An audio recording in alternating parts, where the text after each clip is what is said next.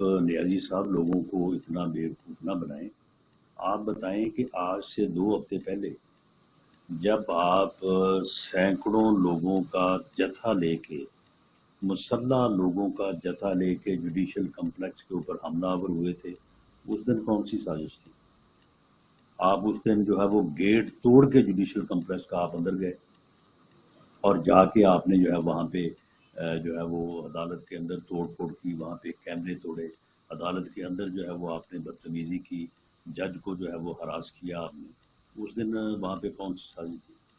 اور پھر کل اگر آپ عدالت میں پیش ہونے کے لیے جا رہے تھے تو آپ یہ بتائیں کہ جوڈیشل کمپلیکس میں آپ کو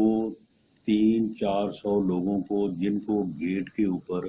آپ اپنی گاڑی کے ساتھ اندر لے کے جانا چاہتے تھے، جو آپ کی گاڑی کے ساتھ زبردستی اندر داخل ہونا چاہتے تھے، آپ بتائیں کہ اس کا کیا جواز ہے؟